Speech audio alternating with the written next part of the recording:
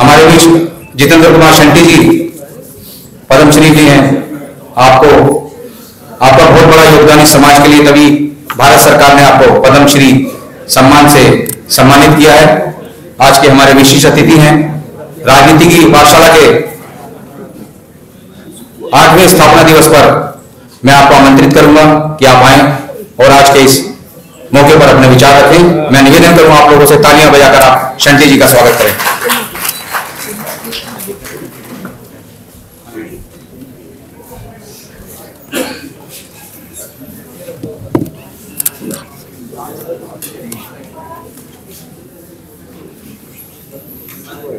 किसी की मुस्कुराहटों पे हो निसार, किसी का दर्द मिल सके तो ले उधार, किसी के वास्ते हो तेरे दिल में प्यार, जीना इसी का।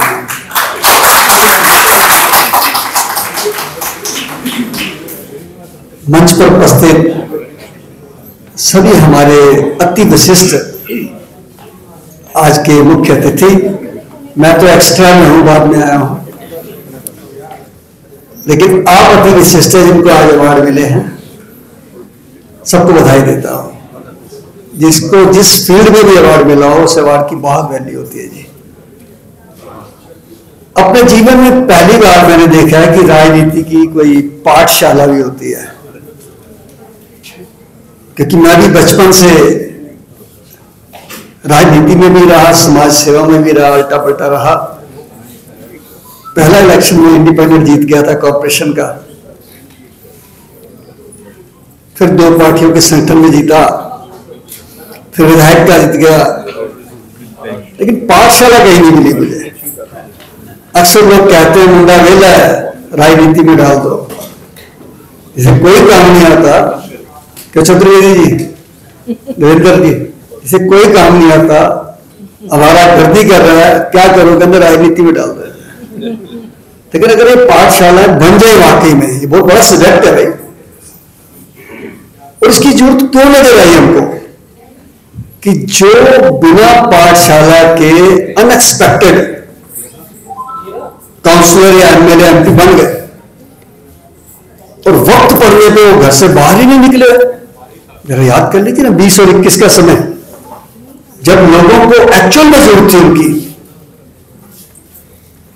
कोई दवाई के लिए तरस रहा था, कोई ऑक्सीजन के लिए तरस रहा था, कोई एम्बुलेंस के लिए तरस रहा था, कोई शमशान घाट के लिए तरस रहा था, कोई लकड़ी के लिए तरस रहा था। तो कहां गए फिर हमारे चुने हुए नुमाइंदे? उस समय ऐसी शिक्षा की बहुत ज्यादा जरूरत पड़ी लोगों को। चुनिंदा लोग थे जो फोन उठा रहे थे, अदरवाइज तो फोन भी नहीं उठा रहे थे। और उसका फायदा किसने उठाया? मुझे ये बात कहने में ना वैसे लोग डरते हैं, मैं इसलिए डर नहीं रहा क्योंकि मेरे ऊपर होने थे 11 केस हो चुके हैं रजिस्टर्ड। 4 लोगों ने बहुत फायदा उठाया जी, क्योंकि हमारे जो नेता थे राजनीति वाले वो पाठशाला गए नहीं थे। कुछ हॉस्पिटल वालों ने, कुछ लैब वालों ने, कुछ इंश्योरेंस कंपनी वालों ने। अगर आपको गलत लग रहा है तो दिल्ली के अंदर 2000 का इंजेक्शन 2 लाख का किसने बेचा? बताइए ना मुझे, गलत कह रहा हूं क्या भाई साहब? दिल्ली के अंदर 500 रुपए वाला ऑक्सीजन का सिलेंडर 50,000 का बिका कि नहीं बिका? चतुर्वेदी जी आप बताइए, पत्रकार है, बिका कि नहीं बिका? जब अपनों ने अपनों का साथ देने से मन हटा लिया, सामने खड़े होते थे, डेड बॉडी को हाथ नहीं लगाते थे। उस समय नैतिक फर्ज बनता है इलेक्टेड पर्सन का, उनको इलेक्ट खाली फंड खाने के लिए नहीं बनाया गया है, उनको इलेक्ट खाली माला पहनाने के लिए नहीं बनाया गया है, उस दुख की घड़ी के लिए बनाया गया था जब लोग तरस रहे थे। याद कीजिए ना, क्या सारा ठेका डॉक्टर्स ने लिया था, टेक्नीशियंस ने लिया था, नर्सेज, एम्बुलेंस ड्राइवर, शमशान घाट के वो कर्मी जो अपनी जान के खेल के लड़ रहे थे जी आपके सामने। और एक और कहूंगा एक ऐसा तबका था जिसका नाम ही नहीं लेते हैं, सुबह 5-6 बजे हमारे घर के बाहर नंगे हाथ बिना पीपी किट के, ग्लव्स के आते थे, वो हमारे सफाई कर्मचारी होता। जरा याद करिए ना कोविड के दिनों में क्यों नहीं आए वो लोग जिनको हमने चुन के भेजा था। ये सोच आपकी होनी चाहिए, क्योंकि वो नहीं सोचेंगे जिन्होंने पाठशाला में जाना है। ये उनको सोचना पड़ेगा कि हम उन लोगों को चुन के लाएं जो बुरे वक्त में देश के लिए खड़े हों, मानवता के लिए खड़े हों, इंसानियत के लिए खड़े हों, हमारे बच्चे के लिए, हमारी मां के लिए।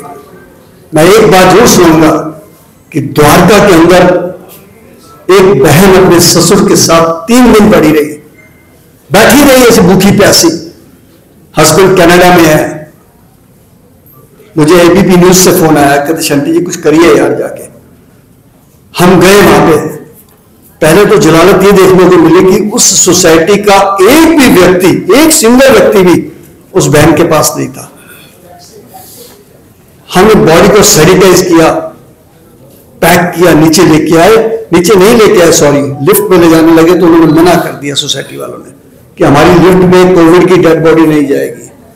ये दूसरी जलालत देखिए आप। और जब हम डेड बॉडी को रख रहे थे तो उस बहन की आंखों में थोड़े आंसू आ गए। एक माता जी खड़े थे वहां, कहने लगे बेटा आप क्यों रो रही है? तो सारा इंतजाम कर दिया, शंटी जी आ गए हैं, एम्बुलेंस आ गई है शहीद भगत सिंह की। उस बहन ने जो बात कही ना जी, मेरे रोंगटे खड़े हो गए।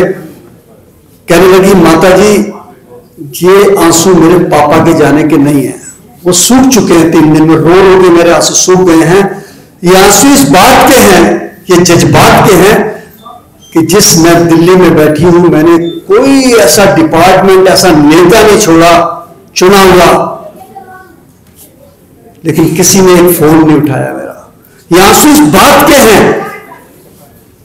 कि जहां सारी सरकारें फेल हो गई, सरकार फेल हो गई, वहां पे एक सरदार मेरे काम आ गया। ये बात उसके लिए मेरे रोड पे खड़े हो गए। और साथ में एक माता जी खड़े थे, उन्होंने कहा बेटा इनको तो गुरु महाराज की बख्शिश है, तभी तो कहते हैं कि 1.25 लाख से 1 लड़ाऊं तभी गोविंद सिंह नाम कहा हूं।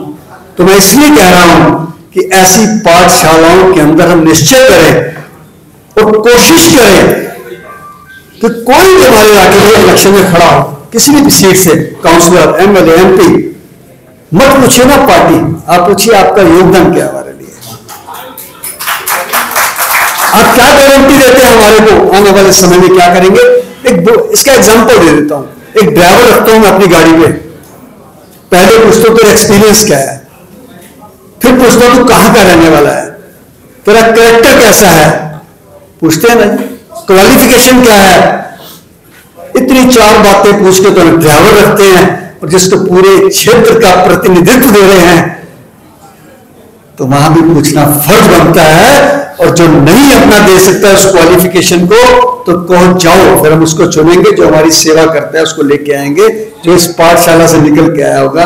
तो मैं बधाई देता हूं राजनीति की पाठशाला सिखाने के लिए, और इसी के साथ साथ एक सेवागिरी की पाठशाला भी लगनी चाहिए, ताकि उनको पता लगे कि सेवा कैसे करनी है, कब करनी है, क्यों करनी है। तो मैं बहुत बहुत बधाई देता हूं। मेरे जैसे तुच्छ व्यक्ति को बुला के आपने सम्मान दिया, मैं बहुत बहुत धन्यवाद करता हूं। और अंत में यही कहूंगा कि मजहब नहीं सिखाता आपस में वैर रखना, हिंदी है वतन है हिंदुस्तान हमारा, सारे जहां से अच्छा हिंदुस्तान। भारत माता की जय।